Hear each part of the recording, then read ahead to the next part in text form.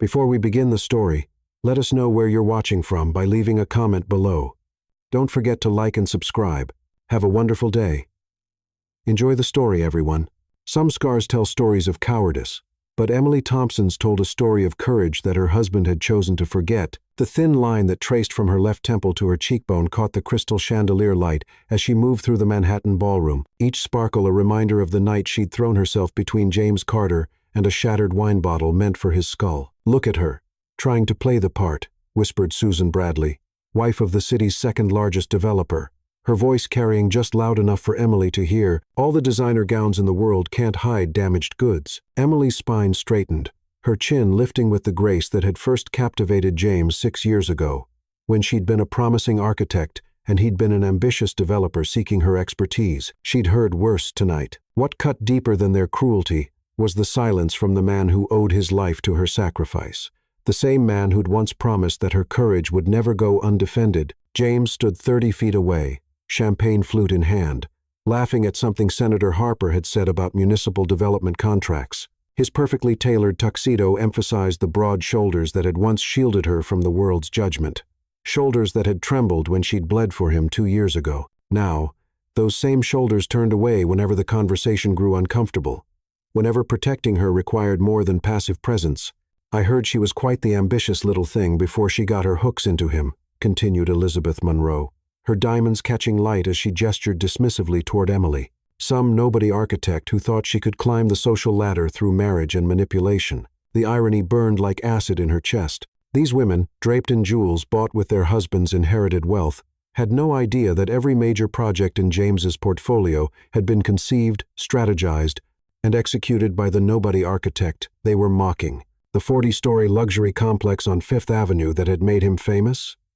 Emily's vision, her innovative use of sustainable materials that had won 3 international awards, the mixed-use development in Brooklyn that had transformed a struggling neighborhood, a community-focused design that balanced gentrification with preservation, the international expansion into sustainable housing markets that had doubled their worth in 2 years, her strategic planning, her relationships with European environmental councils, her understanding of global building standards. Mother always said James needed someone more suitable. Patricia Carter's voice cut through the ambient chatter like a blade dipped in honey. James's mother had perfected the art of delivering insults wrapped in silk, her words carrying the weight of old money and older prejudices. Someone who could represent the family name without causing awkward questions about backgrounds and breeding. The phrase "awkward questions" hung in the air like smoke, a coded reference to Emily's Detroit roots, her working-class parents, her scholarship to architecture school, and the melanin in her skin that made certain social circles uncomfortable. Emily had learned to navigate these conversations with the precision of a surgeon, cutting through ignorance without creating scenes that would reflect poorly on James's business interests. Emily turned toward the group, her movement fluid and deliberate, carrying the same confidence that had once made her the youngest woman ever to win the American Institute of Architects' Young Architect Award. The women fell silent, their eyes darting between her scar and her unflinching gaze, suddenly remembering that she was more than just James's accessory. "Ladies," Emily said, her voice carrying the warmth of honey poured over steel, each word precisely calibrated for maximum impact. "I hope you're enjoying the party. This ballroom renovation was actually one of my architectural projects from last year. The sustainable lighting system and the acoustic design that allows conversation without microphones. I thought you might appreciate the craftsmanship, especially since it saved the hotel approximately $40,000 annually in energy costs." Susan Bradley's face flushed beneath her carefully applied makeup.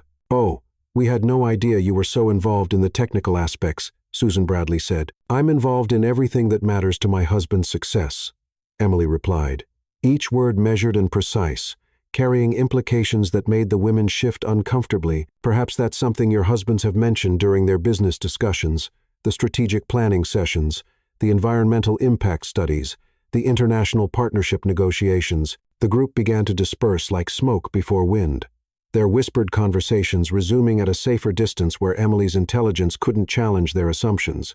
She had learned long ago that confronting ignorance with superior knowledge was far more effective than confronting it with righteous anger. Though both approaches required careful timing and execution, she made her way across the ballroom with the measured pace of someone who belonged in every space she entered.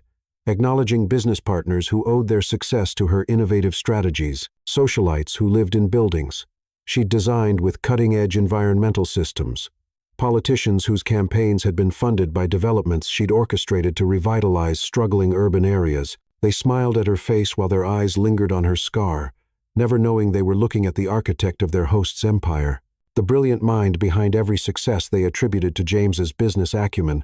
Mrs. Carter.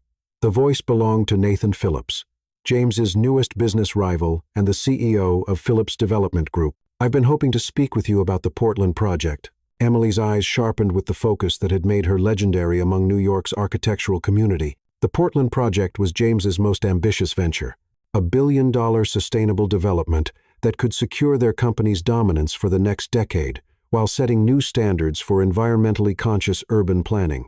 It was also entirely her brainchild, from the initial concept through the complex regulatory navigation that had made it possible. "What about it, Mr. Phillips?"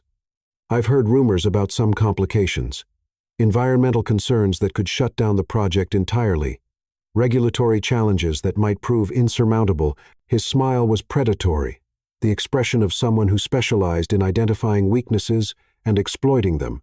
"I wanted to offer my assistance, should you need alternative options or strategic partnerships." The threat was barely veiled, wrapped in the language of professional courtesy, but carrying the clear implication that Phillips had inside information about confidential aspects of their project. Nathan had somehow learned about the environmental impact study that Emily had been quietly managing, the delicate negotiations with federal agencies that could derail everything if not handled with perfect precision. "That's very kind of you," Emily said, her expression betraying nothing, while her mind rapidly calculated the implications of his knowledge. "But I'm quite confident in our ability to handle any challenges that arise." The Portland project represents cutting-edge sustainable development practices that will benefit the entire Pacific Northwest region. Nathan's smile widened with the satisfaction of someone who had successfully planted seeds of doubt. "Of course, though I wonder how confident Mr. Carter would be without his strategic advisor. Such a demanding project requires hands-on expertise that not everyone possesses." The implication hung in the air like poison gas, a suggestion that James's success depended entirely on Emily's contributions and would collapse without her involvement. Emily excused herself with professional grace and found James near the bar, still laughing with his associates, still pretending not to notice the stares and whispers that followed his wife wherever she went. "We need to talk," she said quietly, appearing at his elbow with the sudden presence that had once thrilled him during their courtship. James's smile faltered slightly, his politician's instincts recognizing the tone that meant serious business discussions. "Emily, I'm in the middle of now, James." Something in her voice, perhaps the echo of authority that had guided him through countless business crises, made him excuse himself from the group with apologetic charm. They found privacy in an alcove overlooking Central Park, where the city lights twinkled below like fallen stars, and the sounds of the party became a distant hum. "Nathan Phillips approached me," Emily began without preamble, her voice carrying the urgency that accompanied genuine threats to their empire. "He knows about the Portland environmental issues, the federal regulatory challenges, possibly even the timeline complications we've been managing." James's face went pale beneath his carefully maintained tan. "How is that possible?" "Those reports are confidential, sealed under federal environmental protection protocols. That's what we need to find out. But first, I need to know that you trust me to handle this situation with the discretion and expertise it requires." "Of course, I trust you. You've never let me down. Never failed to find solutions when everyone else saw only problems. Then why didn't you defend me earlier tonight?" James's confusion appeared genuine, his expression blank with the incomprehension of someone who had missed something significant. "Defend you from what?" "Your mother's friends. They were making remarks about my scar, about me being unsuitable for you, about my background and breeding." Emily's voice remained calm, but something dangerous flickered behind her eyes. "You stood there listening and said nothing while they mocked the sacrifice I made saving your life." "Emily, you're being too sensitive. They're just old socialites with nothing better to do than gossip about people they don't understand." The words hit her like a physical blow, each syllable landing with devastating precision. "Too sensitive about the scar I earned when broken glass meant for your skull sliced across my face while I shielded you with my own body. Too sensitive?" Her voice remained calm, but the temperature in the alcove seemed to drop several degrees. I took a piece of glass to the face, defending you from a business rival who wanted to destroy you, James. The least you could do is defend my honor when people mock that sacrifice. That's not fair. You know I appreciate what you did, how grateful I am for your courage that night. Appreciate. Emily stepped back, studying her husband as if seeing him clearly for the first time in their 3 years of marriage. You appreciate it like I performed some minor service that deserves acknowledgement. That's not what I meant. Yes, it is. The truth crystallized with painful clarity, sharp and unforgiving as the glass that had marked her face. You've never seen it as sacrifice. You've seen it as my job, my role as your wife, my function in your life. James's jaw tightened defensively. You're twisting my words. I never asked you to. No, you never asked. I just gave. My career, my architectural ambitions, my innovative designs, my face, my blood. Emily's voice grew deadly quiet.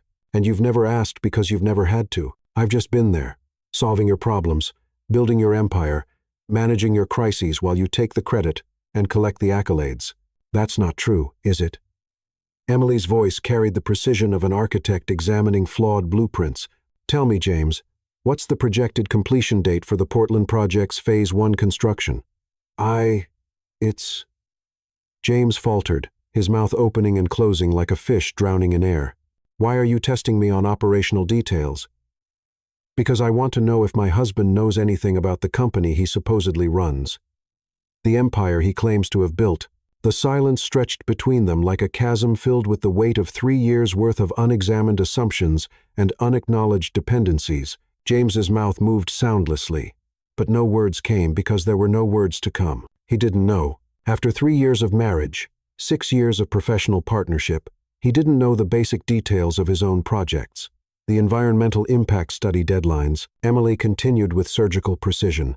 The zoning permit renewal dates, the construction timeline contingencies, the backup financing arrangements. Each question landed like a physical blow. James's face grew redder with each gap in his knowledge, each revelation of his dependence on systems he'd never bothered to understand. You don't know any of it, Emily said, her voice devoid of emotion, clinical as a medical diagnosis. You don't know because you've never had to know. I've been the mind behind every decision, every strategy, every innovation, every success you've claimed as evidence of your business genius. Emily, please. Your mother is right about one thing, Emily interrupted with devastating calm. You do need someone more suitable, someone who will smile and look decorative, and let you pretend you built this empire with your own hands and your own vision. James's anger finally flared, fueled by embarrassment and the terrible recognition of his own inadequacy. Fine, maybe she is right. Maybe we have grown apart. Maybe I do need someone who fits better into my world instead of constantly challenging everything. The words hung in the air between them, irreversible and devastating, carrying the weight of a marriage's destruction and an empire's inevitable collapse. Emily nodded slowly, as if he'd confirmed something she'd long suspected but hoped wasn't true. Then, let me make this easy for you, James. You want someone who fits your world without complications or challenges. You'll have exactly that by morning. She turned to leave with the measured grace that had always distinguished her, then paused, looking back over her shoulder with an expression that would haunt James's dreams for months to come. But when your empire crumbles without me, remember this moment. Remember that you chose their approval over my love, their comfort over my courage, their prejudice over my sacrifice. As Emily walked away, her heels clicking against the marble floor with the rhythm of a funeral march, James had no idea that he'd just dismissed the only person who truly knew how to keep his billion-dollar world from collapsing into the rubble of his own incompetence and cowardice. Chapter 2. The Strategic Departure. Emily Thompson had built empires with patience and demolished them with precision. Tonight, she would perform both arts simultaneously. The elevator doors closed behind her as she left James in the ballroom, surrounded by the vultures who had spent the evening picking at her dignity while feasting on the success she had created with her brilliant mind and tireless dedication. Her reflection stared back from the polished steel doors, the scar catching the harsh fluorescent light like a badge of honor that had been transformed into a source of shame. She traced it with one finger, remembering the night that had changed everything. James bleeding on the sidewalk outside Giovanni's restaurant, his business rival, Vance, standing over him with a broken bottle. The moment she'd stepped between them without thinking, the glass had caught her temple, slicing down to her cheekbone in a perfect crescent. that would mark her forever as the woman who'd saved James Carter's life. "You saved my life," James had whispered in the hospital emergency room, holding her bandaged face in his hands while tears mixed with the blood on his shirt. "I'll never forget what you did for me. Never." But he had forgotten not the incident itself, but the significance of it. He'd allowed it to become just another story in their shared history, rather than the defining moment that proved her devotion, her courage, her willingness to bleed for his success. The elevator opened on the parking level, and Emily walked toward her car with the measured pace of someone who had already calculated every move that would follow. Her phone buzzed with a text from James. "Where did you go? We need to finish talking. Don't leave like this." She deleted the message without responding, her fingers moving with the same precision she brought to architectural blueprints. The drive to their penthouse took 23 minutes through Manhattan traffic, 23 minutes during which Emily Thompson mentally dismantled her husband's empire piece by piece. She'd built it carefully over 6 years, laying foundations he didn't understand, creating contingencies he'd never considered, establishing relationships he couldn't maintain. Now she would remove herself from the equation and watch physics do the rest. Their apartment was a testament to her architectural vision. 3,500 square feet of clean lines and natural light overlooking Central Park. She designed every detail herself, from the custom millwork that concealed advanced environmental systems to the hidden storage that contained the real nerve center of James's business operations. Emily went directly to her study, a room James rarely entered because it contained things that bored him: strategic documents, financial projections, architectural blueprints, environmental impact studies, and the kind of detailed planning that required actual intellectual work rather than inherited privilege and surface-level charm. She began with the active projects, pulling files that contained her analysis, her solutions, her forward-thinking strategies that had made James Carter a name synonymous with innovative development. The Portland project alone filled 3 thick folders with her handwriting, her calculations, her innovative approaches to problems James didn't even know existed. Environmental impact assessments she'd commissioned privately through her contacts at the EPA. Zoning variance requests she'd filed through carefully cultivated relationships with city planning officials. Backup financing options she'd secured through her own professional network. Built over years of architectural conferences and industry relationships, each document went into a leather messenger bag that had been her graduation gift to herself from architecture school, back when she'd believed her career would be about creating beautiful, functional buildings rather than managing her husband's reputation while her own achievements remained invisible. Next came the relationship capital she'd built over 6 years of strategic networking. Her personal contact list read like a directory of development, finance, and politics. City council members who respected her environmental approach to urban planning, bank executives who trusted her financial projections because they'd never seen her miscalculate, construction supervisors who appreciated her practical understanding of their challenges, federal regulators who knew her by name and answered her calls personally. She composed emails with surgical precision. "Dear Commissioner Grant, I wanted to personally inform you that I'll no longer be involved with Carter development projects going forward. I've greatly valued our collaboration on environmental compliance issues and hope we might work together on future endeavors. Best regards, Emily Thompson." Send, Mr. Stone. "Thank you for your flexibility on the financing terms for our current projects. Please note that, effective immediately, all communication should go directly through James Carter, as I'll be stepping back from active involvement in strategic planning. I appreciate your understanding during this transition. Sincerely, Emily." Send. 27 emails total, each one professionally courteous and devastatingly final. By morning, every person who had been working with Emily Thompson would know she was no longer part of James's operation. They would draw their own conclusions about what that meant for pending projects, environmental compliance, regulatory relationships, and the innovative problem-solving that had distinguished Carter Development from every competitor. The hardest part came next: her architectural designs, sketches, and blueprints that had never been submitted under her name, innovations that James had presented as his own insights, creative solutions that had separated Carter Development from every competitor in the sustainable building market. She photographed every page with methodical precision, uploading them to a cloud storage account only she could access. Then she carefully placed each original drawing in a fireproof safe hidden behind a false wall in her closet. Let James try to recreate 6 years of creative work from memory and inherited privilege. Her laptop contained the real treasure: financial models that projected cash flow for the next 18 months, risk assessments that identified potential problems with pending deals before they became crises, strategic plans that outlined James's expansion into international markets. She copied everything to an encrypted drive, then systematically deleted files from the shared business folders James had never bothered to examine. It was past midnight when she finally opened the desk drawer that contained her personal items. Her MBA diploma from Wharton, earned while working full-time as James's consultant. Her architectural license, which had impressed James enough to hire her before he'd been smart enough to marry her. Her grandmother's pearl necklace, the only valuable thing her family had owned when she was growing up in Detroit's East Side. At the bottom of the drawer lay a small white box she'd hidden there 3 weeks ago, still unopened. She'd bought the pregnancy test after missing her period.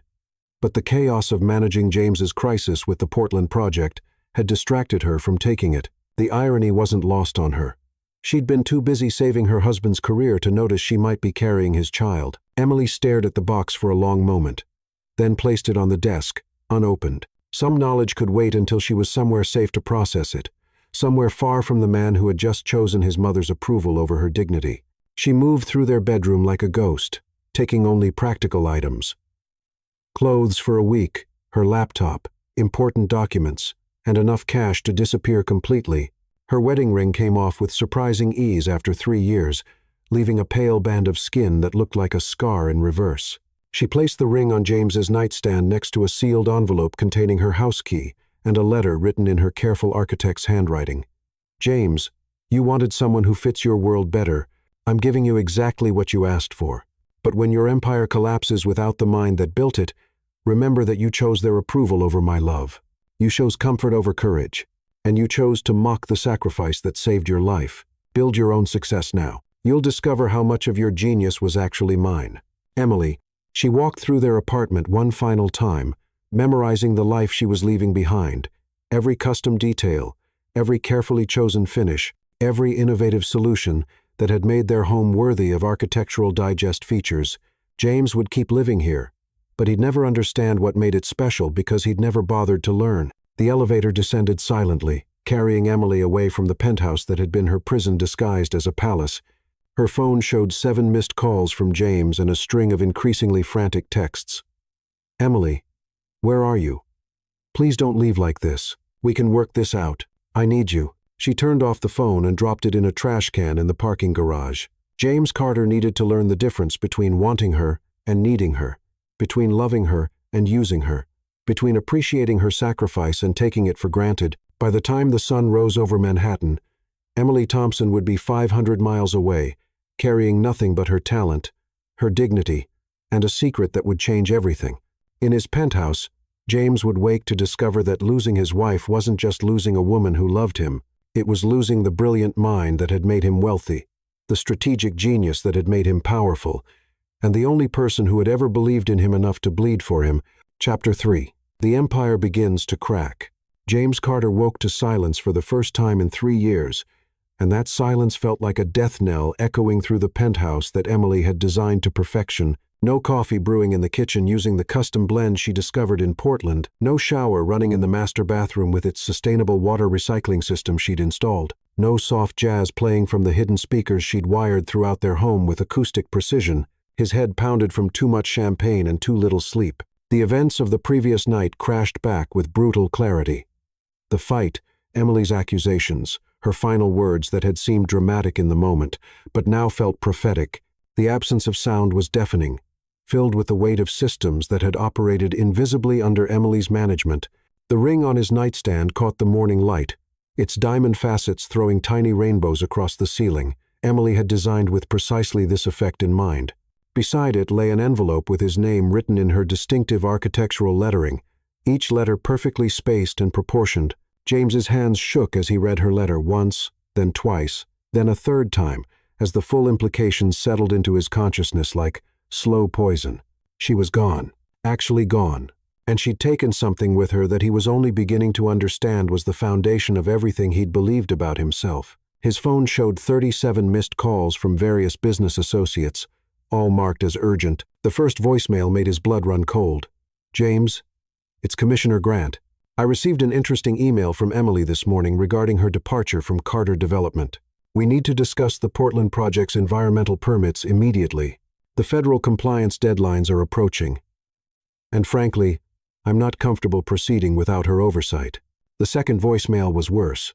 "Mr. Carter, this is Richard Stone from Continental Bank. I'm calling regarding Ms. O. Thompson's message about stepping back from your projects. Given her integral role in our financing agreements and risk assessments, we need to schedule an emergency meeting to discuss our continued partnership.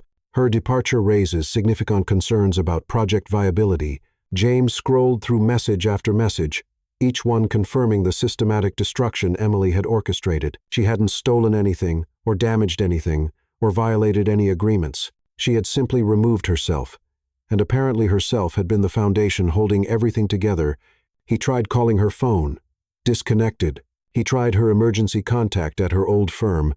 Emily Thompson no longer maintains professional relationships through this office. He tried her sister Lauren in Chicago. "Emily asked me not to give you any information about her whereabouts." Came the cold response before the line went dead. A knock at the door interrupted his mounting panic. James opened it to find Nathan Phillips standing in the hallway with the confident smile of a predator who had caught the scent of blood in the water. "James, I heard about your domestic difficulties. I wanted to offer my assistance during this challenging transition period. How did you get up here?" James's building had security that rivaled federal building systems. Emily had helped design and implement. "I know people. Amazing connections you can make when you treat professionals with proper respect." Nathan's smile widened with cruel satisfaction. "Just like Emily knew people. Incredible how many doors she opened for you, isn't it? How many relationships she managed while you played the charming figurehead." The truth hit James like a physical blow. Nathan's inside information about their projects, his knowledge of confidential environmental studies, his perfect timing in approaching Emily at the party. It all made sense now. He'd been cultivating sources within their operation, probably for months, waiting for exactly this kind of vulnerability. "What do you want, Nathan?" "To help, naturally. Portland is going to be a disaster without Emily's environmental expertise and regulatory relationships. The city council will never approve your permits without her input, and the federal agencies won't extend your compliance deadlines. But I have alternative proposals that could salvage the project." "Alternative proposals? A partnership? My resources and established relationships combined with your, well, whatever it is you bring to the table." Nathan's mocking tone made it clear he knew exactly what James brought. Inherited money and surface-level charm that had been effective only when supported by Emily's substance. "Get out, James.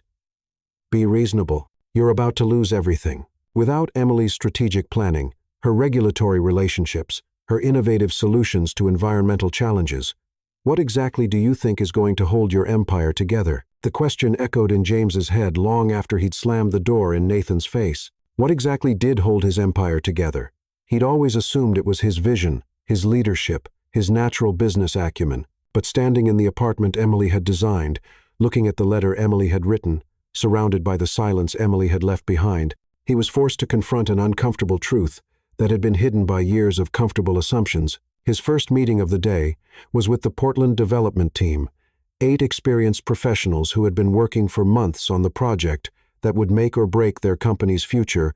James sat at the head of the conference table in their downtown office, trying to project confidence while secretly hoping someone else would take charge of the technical discussions. "Sir," began Karen Phillips, the project manager, "we've received several calls this morning about Ms. Thompson's departure. The environmental impact consultants are asking for direction on the Phase 2 assessments, and the federal compliance coordinators need immediate guidance on timeline adjustments." "What Phase 2 assessments?" James asked, then immediately regretted revealing his ignorance to his own employees. Karen exchanged glances with the other team members, their expressions shifting from professional deference to barely concealed concern. "The assessments Emily commissioned to address the wetland preservation concerns raised by the EPA. Without those completed studies, we can't proceed with ground preparation, much less actual construction." "Where are the files on these assessments?" Emily kept all the environmental documentation in her personal files. She said she preferred to manage that aspect directly to ensure compliance with federal regulations. Of course she had. Emily had compartmentalized the most critical elements of every project, making herself indispensable while protecting the company from his potential mismanagement. What he'd seen as trust had actually been damage control, her way of ensuring that his ignorance couldn't destroy what she'd built. What about the backup financing Nathan mentioned? James asked desperately. Sir, Continental Bank was our primary financing source. Emily spent months cultivating that relationship after our previous bank expressed concerns about environmental liability risks. I'm not aware of any backup options, though Emily may have been developing alternatives she hadn't shared yet. The meeting continued for 2 excruciating hours, each question revealing another gap in James's knowledge, another system Emily had managed without his awareness, another relationship she had built while he'd been playing golf with potential investors who, it turned out, had been investing in her expertise rather than his inherited charm. By lunch, James's carefully constructed self-image had crumbled completely. He sat alone in his office, staring at his computer screen, where Emily's shared folders now showed as inaccessible. She'd locked him out of systems he'd never known she'd created, databases he'd never bothered to explore, strategic documents he'd never thought to read. His assistant knocked tentatively. Mr. Carter, your mother is here to see you. Patricia Carter swept into the office with the confidence of someone who believed she'd orchestrated a victory. Her perfectly styled silver hair and designer suit radiated satisfaction, the look of someone whose long campaign had finally succeeded. James, darling, I heard the good news about Emily. I know it's difficult now, but you'll see this was for the best. Now you can find someone appropriate, someone who won't embarrass the family at important social functions. The good news. James's voice was hollow, echoing strangely in his own ears.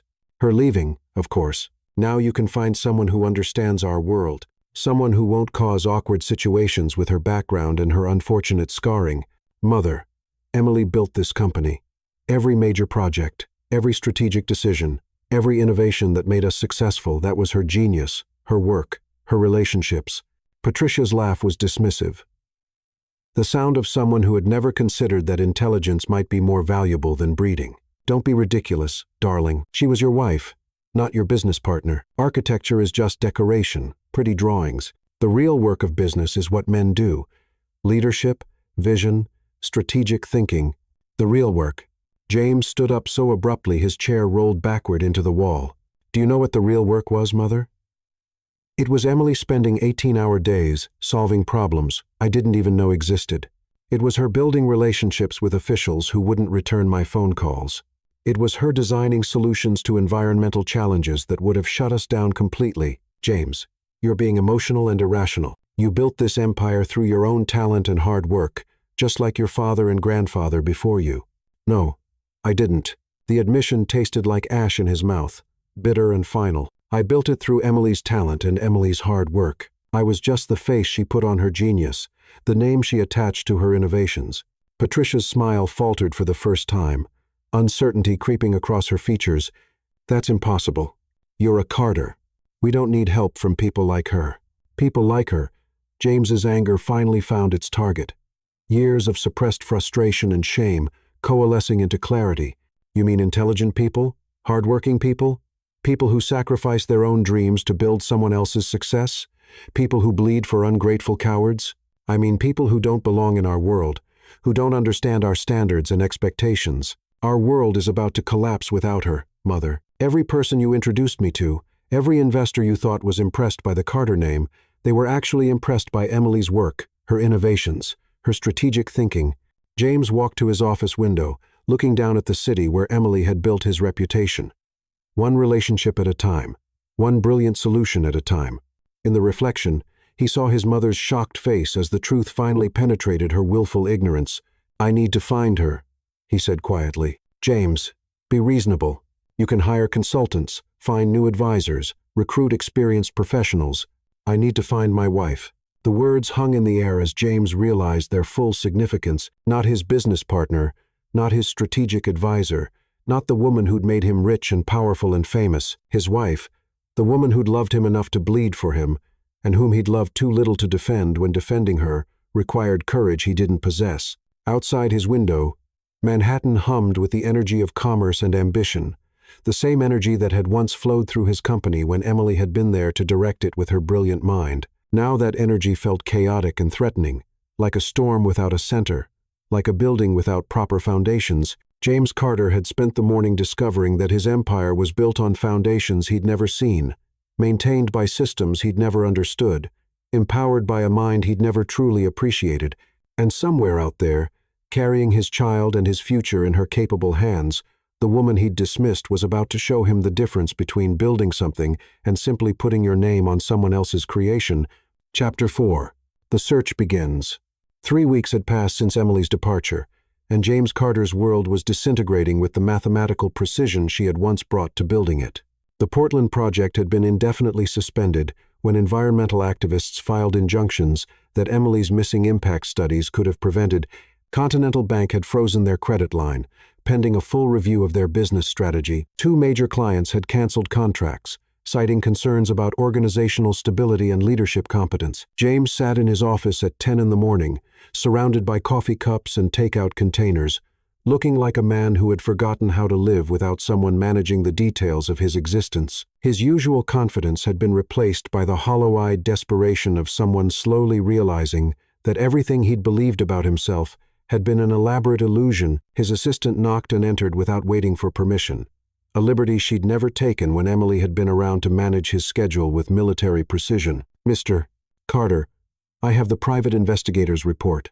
Daniel Reed looked exactly like Central Casting's version of a private detective, rumpled suit, tired eyes, and the demeanor of someone who specialized in finding people who didn't want to be found. He placed a thin folder on James's desk, with the air of a doctor delivering a terminal diagnosis. "Your wife is very good at disappearing," Reed began without preamble. "She used cash for everything, avoided credit cards, switched vehicles twice in the first week, and covered her digital tracks like someone with professional training. But nobody stays invisible forever, especially not someone with her professional reputation."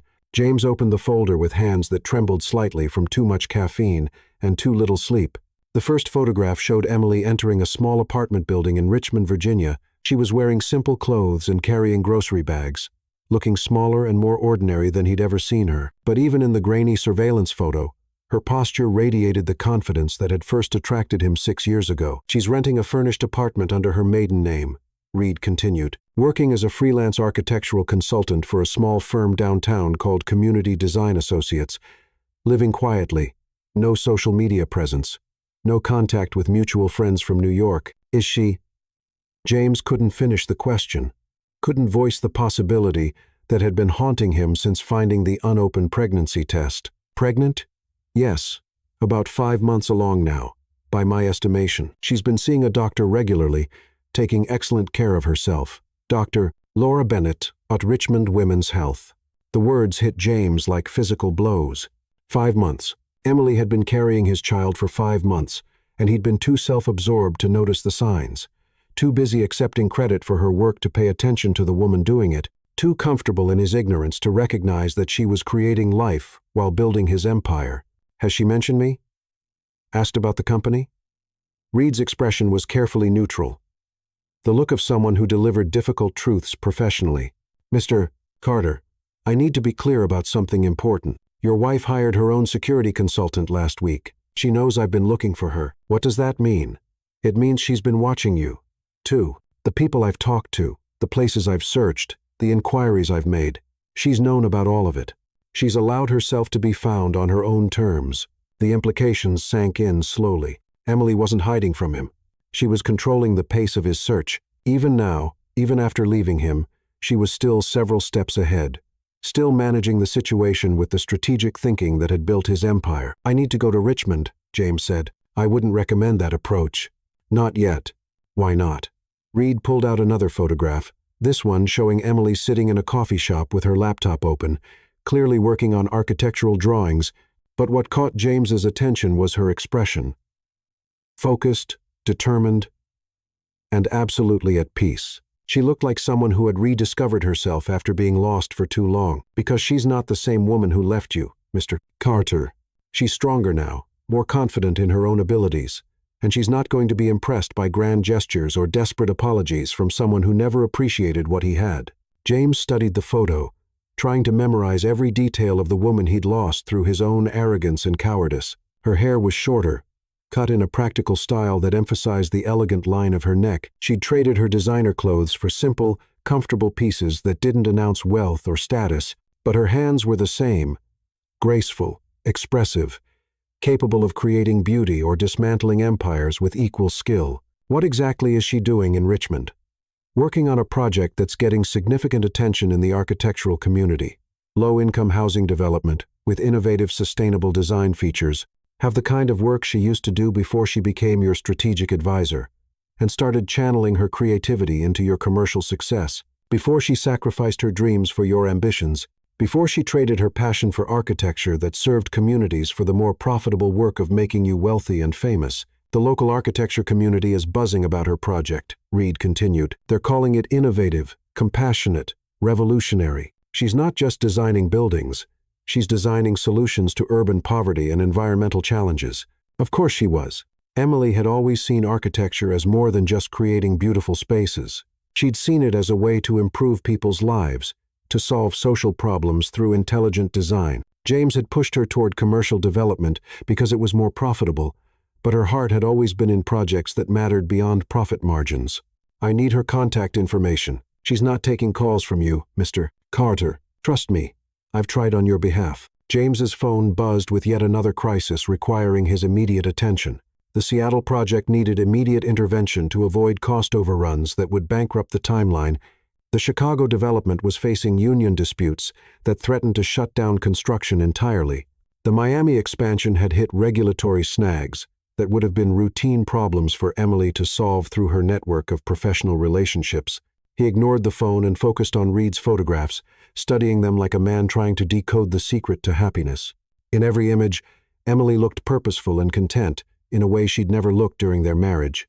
She'd been successful as his wife, but she'd been successful in service to his vision rather than her own dreams. There's something else you need to know, Reed said quietly. She's been in contact with Nathan Phillips. The name hit James like a cold slap across the face. What kind of contact? Professional consultation. He's been calling her about development projects, offering partnership opportunities. They've met twice for lunch at neutral locations downtown. She's working with Nathan, not yet, but he's courting her expertise aggressively, and he's smart enough to offer her what you never did: full recognition for her work, creative control over projects, and respect for her professional abilities. James closed the folder and leaned back in his chair, feeling the weight of his mistakes pressing down like a physical force. Nathan Phillips understood Emily's value in a way James had never bothered to learn. Nathan saw her as a brilliant professional, worthy of respect and partnership, not as a supporting character in someone else's success story. What do you recommend? James asked. Reed was quiet for a long moment, studying James with professional assessment. Honestly, I recommend you figure out what you actually want from her. Because if you're looking for the woman who built your empire while staying in the background, she doesn't exist anymore. The woman in Richmond is building her own empire now, on her own terms. After Reed left, James sat alone in his office, surrounded by the trappings of success that felt increasingly hollow. The awards on his wall bore his name, but represented Emily's achievements. The architectural magazines that had featured his projects contained photographs of buildings she had designed. Even the office itself reflected her aesthetic sense, her understanding of space and light and human psychology. He pulled up Emily's new firm's website on his computer, reading about their commitment to sustainable design and social justice through architecture. Their current project gallery showcased the kind of thoughtful, innovative work that had made James's company successful when Emily had been there to provide the vision. But here, Emily's name was prominently featured as lead architect and design principal. Her vision was presented as her own rather than attributed to someone else's leadership. The biographical section included a photograph of Emily standing in front of one of her Richmond designs, wearing a hard hat and work clothes. Completely in her element, the text described her as an innovative architect, dedicated to creating beautiful, functional spaces that serve communities rather than just corporate interests. Communities rather than just corporate interests. It was a pointed distinction, a clear statement about the work she chose to do now versus the work she'd done to make him successful and wealthy. James closed the laptop and walked to his office window, looking out at the city Emily had helped him conquer through her strategic brilliance.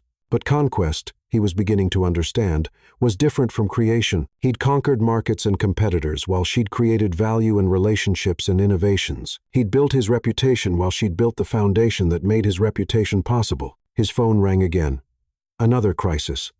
Another problem that would have been a simple conversation if Emily was still there to handle it with her comprehensive understanding of every aspect of their business.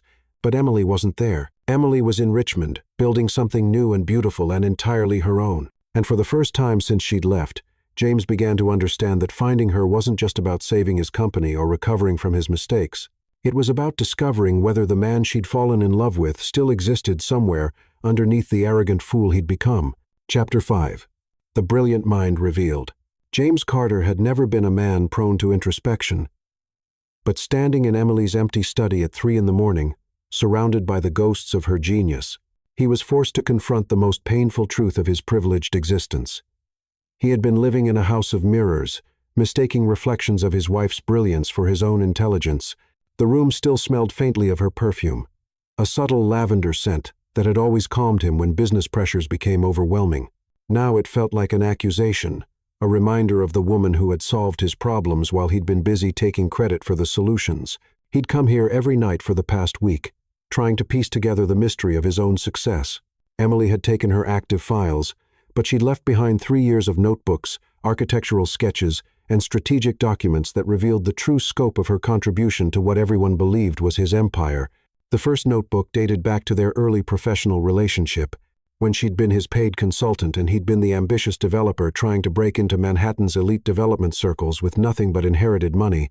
Her handwriting filled every page with detailed analyses of market trends, regulatory challenges, and innovative design solutions. Project Meridian Tower. Read one entry from 2 years ago. James wants maximum glass and steel, focused purely on luxury square footage. But luxury market psychology demands uniqueness, not just size. Propose integrated green spaces on every floor, private terraces, sustainable systems that reduce monthly costs for owners. Position as investment in future value, not just present status. James remembered that project. It had been his breakthrough development, the innovative building that established Carter Company as a serious player in luxury real estate. He presented the environmental features as his own vision of future-forward living. The press had praised his environmental consciousness and sophisticated understanding of modern luxury market psychology. But every innovative feature had originated in Emily's notebooks. Every problem that had seemed insurmountable had been solved by her creativity. He flipped through pages of similar entries, watching the evolution of their company through Emily's strategic thinking. She'd identified emerging neighborhoods before they became trendy, predicted regulatory changes months before they were announced, designed solutions to zoning challenges that other developers hadn't even recognized. Note on James's investor presentation strategy. Read another entry. He's focusing too heavily on profit margins, not enough on market differentiation. Need to emphasize sustainability angle, not just environmental responsibility, but concrete long-term cost savings for buyers. Create detailed comparison charts showing energy costs over time. Position Carter Company as intelligent luxury, not just expensive luxury. James closed his eyes, remembering that presentation. The investors had been initially skeptical until he'd shown them Emily's charts and analyses. They'd been impressed by his sophisticated understanding of market forces. Sophisticated understanding. All Emily's research and strategic thinking presented as his natural business acumen. The second notebook contained something even more devastating. Architectural sketches that had never been built. Plans for affordable housing that seamlessly integrated sustainability with beauty. Designs for mixed-income developments that could revitalize neighborhoods without displacing existing communities. Concepts for commercial spaces that would support local businesses rather than driving them out. These were the projects Emily had dreamed of creating. The work that had excited her before she channeled all her creativity into making James Carter a household name in luxury development. Her marginalia revealed her passion for architecture that served people rather than just profit. Could adapt this design for the Detroit waterfront redevelopment. She'd written beside a sketch of a stunning residential complex, create housing that existing residents can afford while attracting responsible new investment. Community spaces that celebrate neighborhood history rather than erasing it. Detroit, Emily's hometown, where she'd grown up in a neighborhood that had been beautiful once. She'd mentioned wanting to return there someday to use her skills to help rebuild her community. James had always dismissed the idea as impractical sentiment, but looking at her sketches now, he could see that her Detroit projects weren't naive idealism. They were sophisticated solutions to complex urban problems, the kind of innovative thinking that could revolutionize community development. She'd been years ahead of current trends toward socially conscious architecture. The third notebook was the most painful because it contained Emily's analysis of their relationship, written with the same careful precision she brought to architectural problems. James' presentation style needs work. Read one early entry. He's naturally charismatic, but impatient with technical details. Investors respond better to concrete data than abstract concepts.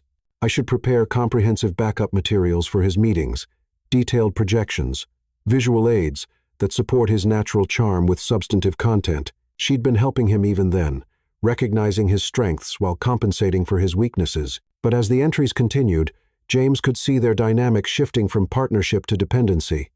James didn't review the environmental impact study before meeting with City Council, read a later entry, had to intervene with last-minute analysis to prevent project delays. He's relying too heavily on my preparation. Need to find ways to ensure he understands details, not just talking points. Need to find ways, as if his ignorance were a problem she needed to solve, rather than a choice he'd made to let her handle complicated work while he enjoyed recognition. The entries grew shorter and more frustrated as time passed. James took credit for green building innovations in Architecture Today interview. Didn't mention collaborative process or my design role. Another investor meeting where I provided research he should have done himself, starting to feel like I'm running company while he's running publicity. Suggested James attend Sustainable Design Conference. He said he's too busy and asked me to go instead. Then present summary. When did I become his research assistant? James set down the notebook, his hands shaking. He'd been so focused on being the face of their company that he'd never bothered to understand the brain behind it. Emily had tried to teach him, tried to involve him in the detailed work that made their success possible, but he'd been too lazy, too comfortable letting her carry the intellectual burden. The final entries were the most damning. James's mother made another comment about my involvement in company operations, as if supporting my husband's career is somehow inappropriate. James laughed along instead of correcting her assumptions. Nathan Phillips is circling, looking for weaknesses in our Portland project. James doesn't understand regulatory complexities well enough to recognize threats, have prepared contingency strategies, but he needs to take ownership. Realize today that James introduces me as his wife, who's also an architect, rather than his business partner who's also his wife. The order reveals what he thinks is primary. I'm disappearing in my own life. My ideas become his insights. My work becomes his achievement. My sacrifice becomes his success story. When did I agree to be invisible? James closed the notebook and walked to Emily's drafting table, where she'd left one final drawing. It wasn't a building or development plan. It was a portrait of him, drawn with architectural precision but artistic compassion. She'd captured something he'd never seen in mirrors, potential that had never been developed, intelligence that had never been challenged, character that had never been tested. It was how she'd seen him at his best, or how she'd believed he could become. But underneath the portrait, in her careful lettering, she'd written a single question.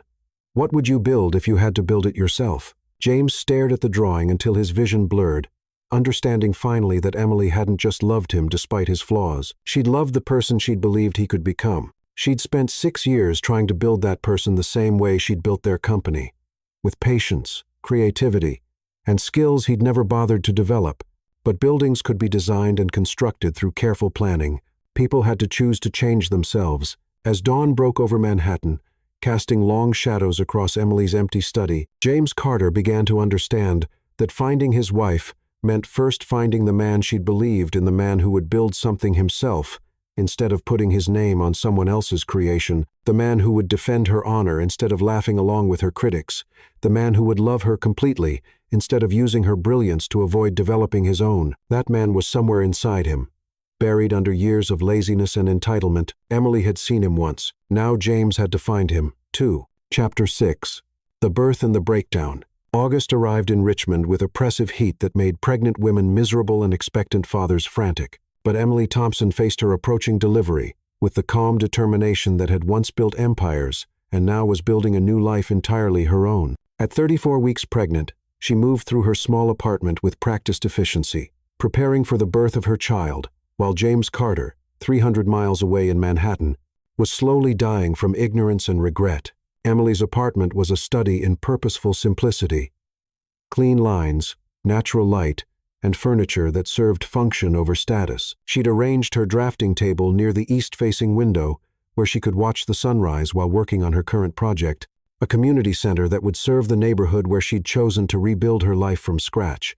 Her phone rang as she reviewed blueprints for the project's innovative green roof system. The caller ID showed Dr. Laura Bennett, her obstetrician, and Emily answered with the slight concern that had become automatic during the final weeks of pregnancy. "Emily, I'm calling about your test results from yesterday's appointment. Everything looks excellent, but I want to discuss your birth plan once more, especially regarding support system arrangements. I'm still planning on a natural delivery with minimal medical intervention, assuming no complications develop." "That's perfectly fine, but I want to confirm your emergency contact information one more time. You still have your sister Lauren listed as primary contact, but no one listed as the baby's father or as secondary emergency contact." Emily paused in her blueprint review. She'd known this question would come eventually, had prepared for it during sleepless nights when pregnancy insomnia forced her to confront realities she'd been avoiding. "The father isn't involved in our lives," she said quietly but firmly. "Emily, I've been practicing obstetrics for 15 years, and I've never seen a woman more thoroughly prepared for single motherhood. But I also see how you look sometimes when you think no one is watching. Are you absolutely certain this is how you want to handle the birth?" But she wasn't entirely certain, and Dr. Bennett was too experienced to miss the hesitation in her voice. Emily had spent countless sleepless nights wondering if James deserved to know about the child, if their baby deserved a chance to know its father.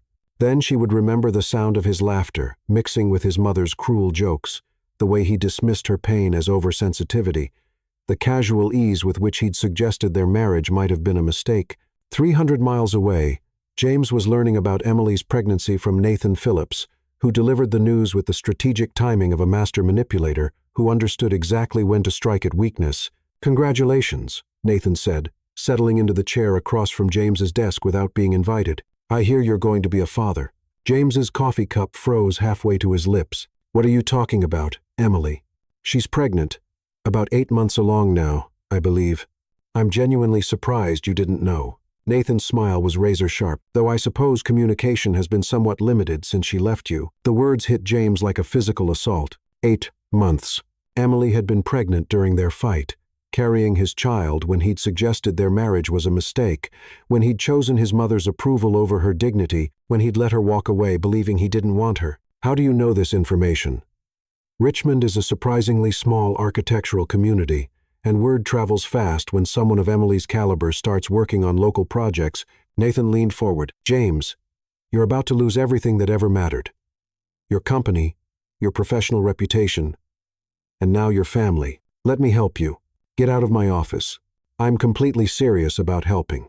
Emily is brilliant, but she's also practical. She won't stay angry forever, especially once the baby arrives. But she will stay gone permanently if you don't give her compelling reasons to reconsider." "What kind of reasons?" "True partnership, real professional recognition, where she gets full credit for her work and genuine authority over her projects. I'm offering her exactly that, unless you're prepared to offer something substantially better." After Nathan left, James sat alone in his office, staring at the photographs Reed had provided of Emily in Richmond. Now they told a completely different story. Her loose clothing wasn't just casual professional attire, it was maternity wear. Her careful posture wasn't just confidence, it was the measured movement of a woman carrying precious cargo. Her peaceful expression wasn't just professional satisfaction, it was the serene glow of a woman preparing to become a mother, while building something entirely her own. He'd missed everything that mattered, every doctor's appointment, every milestone, every moment of wonder and worry that should have been theirs to share. Emily had been facing pregnancy alone, while he'd been struggling to understand systems she'd created. James's assistant buzzed the intercom. "Mr. Carter, your mother is here for your lunch appointment." He'd forgotten about lunch completely.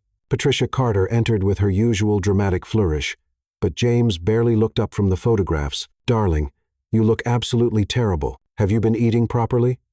You need to take better care of yourself, especially now that you're finally free of that unfortunate marriage situation." "She's pregnant, Mother." Patricia's perfectly applied lipstick couldn't hide the sudden tightening of her mouth.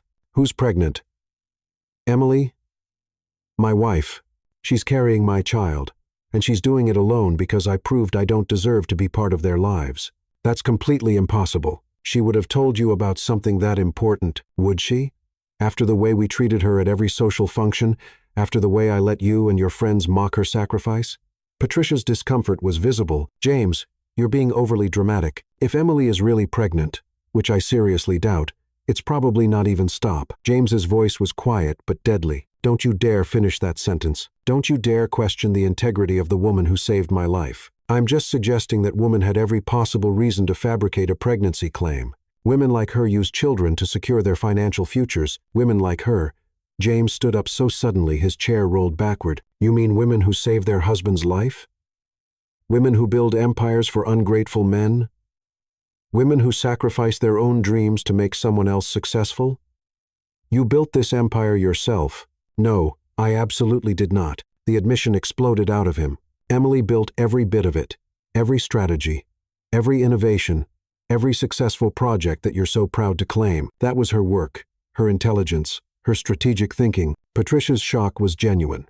That's completely impossible. James gestured around his office at the awards and photographs that represented their company's achievements. All of this exists because Emily Thompson loved me enough to make me look brilliant while remaining invisible herself, and I repaid her sacrifice by letting people mock her courage. She's not pregnant, Patricia said weakly. She can't be. She is pregnant, and she's raising my child alone because I taught her through my cowardice that her love wasn't enough to earn my protection. James walked to his window overlooking Central Park, where he and Emily had walked on lazy Sunday mornings during their early marriage, discussing their dreams and planning their future together.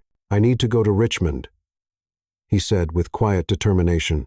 James, be reasonable. Even if she is pregnant, she made the choice to leave you. Her choice. James turned to face his mother, and for the first time in his adult life, she stepped backward from what she saw in his eyes. Her choice was to protect me with her body and her mind and her love for 6 years. My choice was to take all of that for granted. You can't simply abandon your responsibilities here. My responsibilities here exist because of her work and her intelligence. Without Emily, this company is just an expensive office and a name that won't mean anything once our current projects fail completely. Patricia looked around the office as if seeing it for the first time. What about the Carter family legacy? What legacy, Mother?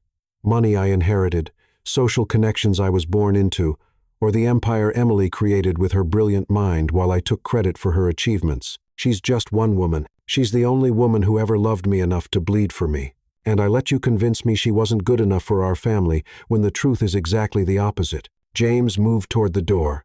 I'm not good enough for her family, but maybe I can become worthy of her forgiveness. As James left his office, abandoning his mother standing among the monuments to Emily's genius, he finally understood what Emily had tried to teach him through 3 years of patient love. That being worthy of someone's sacrifice meant being willing to sacrifice something meaningful in return. He'd sacrificed nothing for Emily during their marriage, but now he was prepared to sacrifice everything to prove he could become the man she'd believed in the father their child deserved, and the husband who would defend her honor instead of hiding behind her brilliance. The question was whether Emily would give him the chance to try. Chapter 7. The Mirror's Reflection. James Carter stood in the exact spot where Emily had saved his life, rain soaking through his expensive suit as he stared at the sidewalk where her blood had mixed with broken glass 2 years ago. The luxury restaurant behind him still bore a small scar on its brick facade from that violent night, a mark that matched the one on his wife's face and the deeper wounds on his conscience that had never properly healed. He'd been coming here every week since finding the photographs of pregnant Emily thriving in Richmond, trying to understand the moment that had defined their relationship and his failure to honor it properly. The attack had been random. Marcus Tate, a business rival drunk on whiskey and professional rejection, a broken bottle aimed at James's skull in a moment of rage, and Emily stepping between them without hesitation or thought for her own safety. She'd taken the glass that was meant for him, blood streaming down her face as she'd whispered through her pain, "Are you hurt? Are you okay?" Even bleeding and scarred, her first concern had been for his well-being. The restaurant's owner, Antonio Moretti, emerged from the back entrance with an umbrella, approaching James with the patient concern of someone who'd witnessed this weekly ritual for too long and recognized genuine remorse. "Mr. Carter, you're going to catch pneumonia standing out here in this weather." She didn't even hesitate, James said. his voice barely audible above the traffic and rain. The bottle was coming straight for my head, and she just stepped in front of it. No thought for her own safety, no calculation of the cost to herself, just pure protective instinct. Antonio nodded with the gravity of someone who understood the weight of witness. I remember every detail. I was the one who called the ambulance. Your wife never made a sound, even with blood running down her face. She just kept asking if you were hurt, if you needed medical attention. And I repaid her courage by being embarrassed of the scar it left, by letting people mock her sacrifice at parties, by treating her heroism like it was somehow her fault or her problem to manage. You were young, still learning. I was selfish and cowardly. James interrupted with brutal honesty. I should have been proud of that scar. Should have told everyone who would listen that my wife was brave enough to bleed for me. Instead, I let my mother's friends turn it into a cruel joke about damaged goods and unsuitable wives. Antonio studied James's face with the careful assessment of someone who'd seen many kinds of men in his 30 years of running a restaurant in Manhattan's competitive dining scene. What are you going to do about it now? I don't know if there's anything I can do. She's in Richmond, pregnant with my child, building a life that doesn't include me. And she's absolutely right to exclude me. I proved I don't deserve her or her forgiveness. Mr. A.T. Carter, may I tell you something I've never mentioned before? That night, while we waited for the ambulance, your wife held your hand and said something I've never forgotten. James looked up sharply, desperate for any insight into Emily's thoughts during that defining moment. What did she say? She said, "He's going to be so upset about this. He thinks everything difficult that happens is somehow his fault. Even bleeding, even in pain. She was worried about how you would blame yourself for her injury." The words hit James like a physical blow, revealing the depth of Emily's love and understanding. Even in her moment of greatest sacrifice, she'd known him well enough to predict his guilt, had loved him enough to worry about his emotional reaction to her physical pain, had understood his character better than he'd ever understood hers. She loved you with the kind of love that acts before it thinks, Antonio continued gently. But love like that needs to be protected, honored, celebrated. If you didn't do that, then the question is whether you're capable of doing it now. James left the restaurant and drove to his childhood home on Long Island, a Georgian mansion that had housed 3 generations of Carter men and their carefully calculated marriages based on social advantage rather than genuine affection. His father had married for business connections. His grandfather had married for social advancement. James had been expected to follow the same pattern until Emily had disrupted everything with her intelligence, her integrity, and her inconvenient capacity for selfless love. Patricia Carter was in her sitting room when James arrived, surrounded by photographs of family achievements and social triumphs that suddenly seemed hollow and meaningless. She looked up from her correspondence with the pleased expression of someone who believed her son had finally come to his senses about his marriage. "James, darling, I've been calling your office repeatedly. Are you feeling better about the situation with Emily? Ready to move forward more appropriately? Better?" James studied his mother's face, seeing clearly for the first time the cold calculation that had shaped his understanding of relationships and love. "Mother, do you remember the night Emily was attacked?" "Of course I remember. Such an unfortunate incident that could have been avoided with better security. Do you remember what you said to me in the hospital emergency room?" Patricia's smile faltered slightly, uncertainty creeping into her expression. "I'm sure I said many things. It was a very emotional and stressful night for everyone involved. You said, 'At least the cut isn't on her face somewhere more visible.' When the doctor told us she'd need reconstructive surgery to minimize scarring, you said, 'Thank goodness it won't be too noticeable at formal events.' I was trying to be optimistic and supportive. You were calculating social damage